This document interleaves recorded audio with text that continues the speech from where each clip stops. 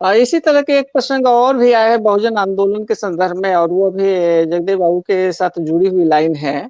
और उन्होंने खास करके अल्पसंख्यकों के लिए और मुस्लिम अल्पसंख्यकों के लिए कहा था कि मुसलमान देशभक्त हैं और उनकी देशभक्ति संदेह से परे है।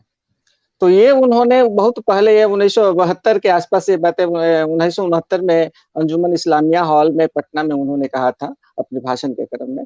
तो इस तरह की चीज़ों को देख रहे हैं तो क्या जगदेव बाबू भी उस समय ये जो बहुजन की संकल्पना थी उसके अंदर भारतीय मुसलमानों को भी शामिल करते हुए चूँकि उनकी भी अवस्था जो है भारतीय ओबीसी और एससी समुदाय और ट्राइबल समुदाय से ज़्यादा भिन्न नहीं है। सामाजिक, शैक्षिक स्तर पर, आर्थिक स्तर पर वो भी ऐसे हैं। तो इस संदर्भ में जो वर्तमान सामाजिक आंदोलन चल रहे हैं, उसमें इन मुद्दों को खास करके भारतीय अल्पसंख्यक और विशेषकर मुसलमानों के प्रति किस तरह की नज़रिया है सामाजिक आंदोलनों की दिशा में, इस पर थोड़ा-सा प्रकाश डालना चाहेंगे? देखिए जितने भी हमारे महापुरुष हुए हैं, चाहे बाबा साहब अम्बेडकर के खुद रहे हों या उनके बाद उनके विचारों से प्रेरित जितने महापुरुष हुए हैं, चाहे बाबू जगदेव प्रसाद कुशवाहा, रामस्वरूप वर्मा रहे, ये इन्होंने उन्हीं का ही आंदोलन बढ़ाया और मुस्लिम समाज को इन्होंने कभी भी अलग नहीं रखा।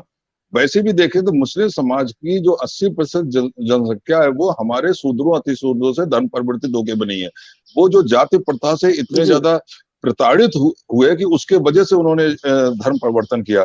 तो वो तो अगर मूल निवासी शब्द जो है तो देखा जाए तो मूल निवासी शब्द की जो परिभाषा है उसमें तो मुस्लिम समाज का 80% आ जाता है और तो वो हमारा उनके साथ जो है खून का संबंध है, भावनात्मक संबंध तो है, खून का भी संबंध है।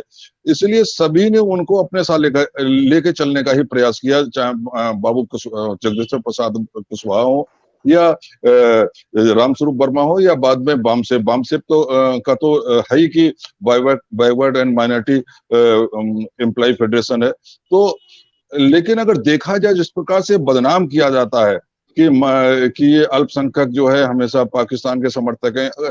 अभी कल ही जो है 1 जुलाई को इस समाज के 2 महापुरुषों की जयंती मनाई गई।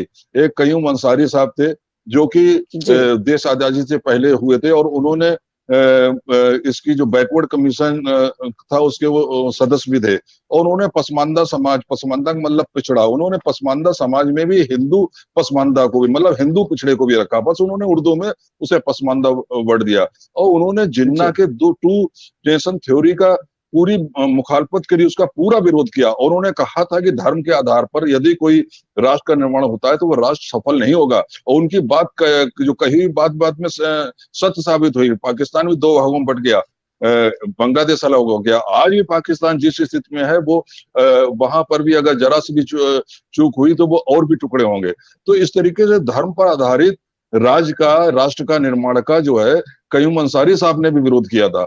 तो ये इस तरीके तो ये कहना कि मुस्लिम जो है इस देश का हिस्सा नहीं है और उनका जो है उनकी संवेदनाएं, उनकी भावनाएं कहीं दूसरी जगह है, ये एकदम गलत है। बदनाम करने का प्रयास किया जाता है। अब्दुल हमीद भी कल उनकी जयंती थी, वो 1965 में वीरगति को प्राप्त हुए थे इसी देश की रक्षा के लिए।